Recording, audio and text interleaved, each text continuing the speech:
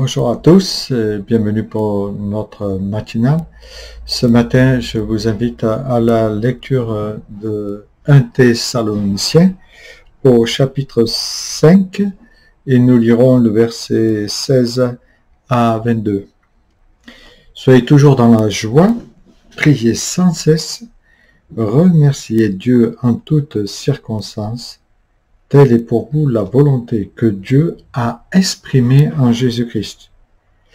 N'empêchez pas l'esprit de vous éclairer, ne méprisez pas les prophéties, au contraire, examinez toutes choses, retenez ce qui est bon et gardez-vous de ce qui est mauvais sous quelque forme que soit. Voilà, m'arrêter sur ne méprisez pas les prophéties, mais examinez toutes choses, retenez ce qui est bon et rejetez ce qui est mauvais.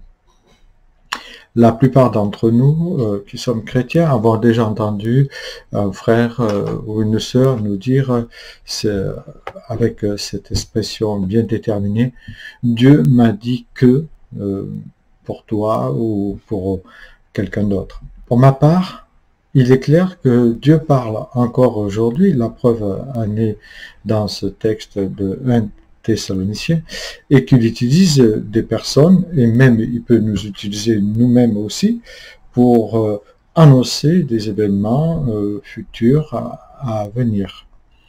Mais si Paul nous dit de ne pas mépriser ou n'empêchez pas le Saint-Esprit d'agir, ou encore n'éteignez pas l'Esprit, il nous invite aussi à examiner ce qui est bon et à se garder de ce qui est mauvais.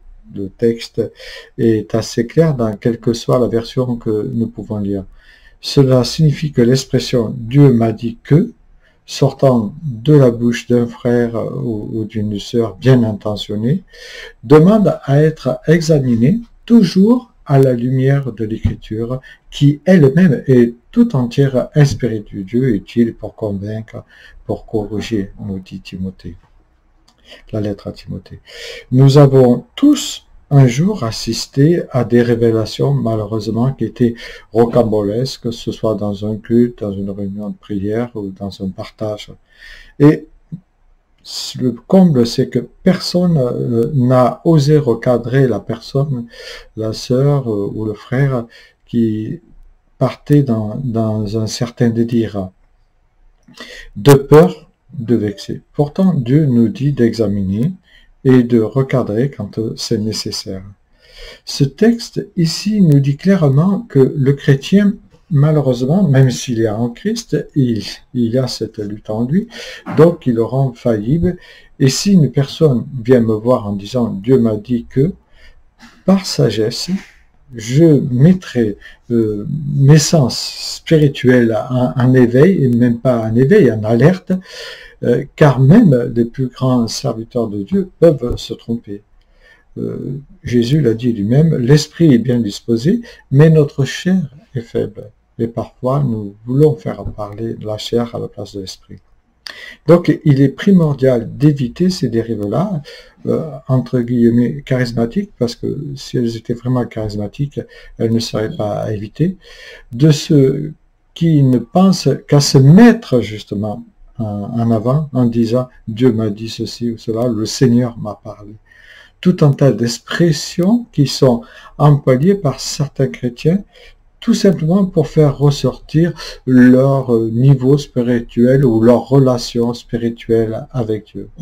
Malheureusement, ils ne s'imaginent pas la pression inutile qu'ils font subir à l'autre en disant « Dieu m'a dit », sans avoir pris le temps, bien sûr, d'examiner Bible à main, si cela vient bien de Dieu ou de l'homme. Oui, parce que l'homme aussi, c'est malheureusement se mettre en avant. Et justement, la parole nous donne des avertissements dans Deutéronome 18, par exemple au verset 20, il est dit « Le prophète qui aura l'audace de dire à mon nom une parole que je n'aurai jamais commandé de dire », un peu plus loin, ce prophète-là sera puni de mort. Dans l'Ancien Testament, c'était cette sentence qui tombait sur celui qui annonçait une fausse prophétie. Et ça rejoint le troisième commandement, tu ne prendras pas le nom de l'Éternel en vain. Jésus avertit sévèrement aussi les prophètes de la chair, je dirais, dans Matthieu 7, 21, quand il leur dit « En ton nom, nous avons prophétisé, en ton nom, nous avons fait des miracles, etc. » Jésus va répondre très violemment au verset 23 en leur disant « Je ne vous ai jamais connu. » Car ils se situent, ces gens-là, dans la zone rouge de la contrefaçon spirituelle. Et le Seigneur sait tous les dégâts que peuvent engendrer leurs fausses prophéties. Soyons sur nos gardes, tout en ne méprisant surtout pas les prophéties. Ayons cet équilibre dans la foi, mais demandons toujours au Seigneur de nous apprendre à reconnaître si cette prophétie est vraie ou si elle ne vient de la chair. Souvenons-nous, on reconnaît l'arbre déjà à ses fruits, et apprenons à faire comme les Juifs du Péri, à examiner toutes choses à la lumière de l'Écriture, acte 17, 11.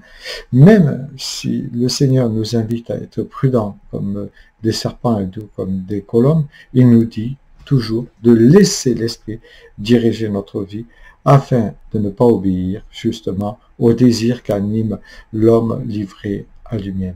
Et cela, vous le trouvez dans Galates 5:18.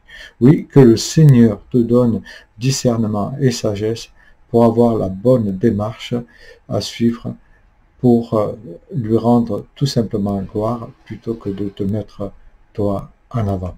Voilà. Bonne journée.